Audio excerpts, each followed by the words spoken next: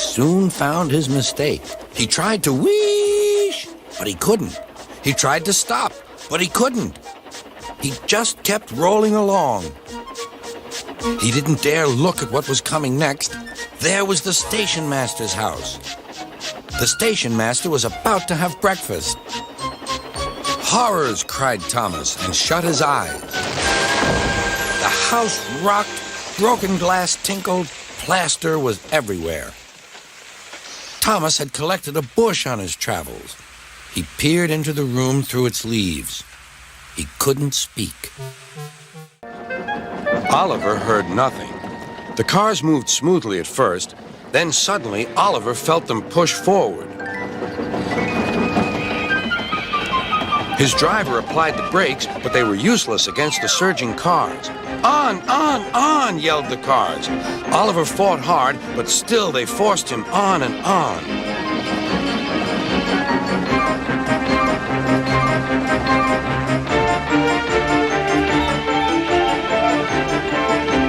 At last, the cars grew tired. "I'm winning," gasped Oliver, but it was too late.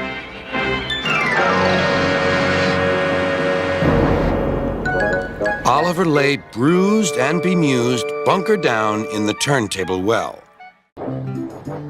Finally, Thomas saw the Sodor River Bridge ahead. The builders were waiting. "Hooray! I've made it! Here I come with the last special delivery!" Thomas knew he had to slow down now, but he couldn't. Thomas's brakes had stopped working altogether. "Fizzling fireboxes, what can I do?" With a clang and a crash, Thomas clanked off the rails. His flatbed bashed his buffers with a bump. The last of the special blocks fell from his flatbed into the water. Cinders and ashes. I've lost some of the special blocks. Oh, no, Thomas. You've lost them all. Now the bridge can't be finished. But under the bridge, it wasn't Great Waterton. It was the shunting yard of a logging station.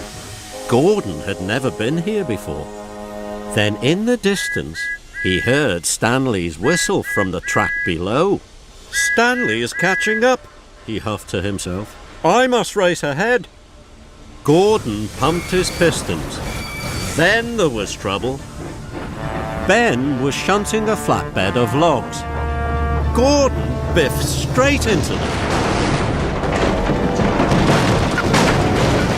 The logs started to roll down the hill.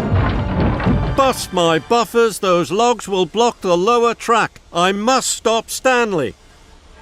But Gordon didn't know which track to take. Gordon was lost. Then the rain came. Henry's driver and fireman covered up their cab to keep dry. A painter was on the ladder above the line. Henry's smoke blew high into the air. The painter couldn't see. Both he and the paint pot fell all over Henry. Poor Henry. "Well, you're not a pretty picture," sneered the painter. Thomas and Percy soon came to the rescue. And it wasn't too long before Cranky was upright again and clearing the wreckage. At last, all the engines were free. "Oh, thank you," said Gordon. "What would I have done without you?" "Well, I had to be rescued before I could help you. But I never thought it would be by a couple of Cranky was about to say bugs, but he quickly corrected himself. Small engines, thank you. I'll never be rude again. However, you two mites are in my way, so move over." "Pah," said Percy. "He's back to bugging us." "Don't move. You're still attached to Cranky." But it was too late.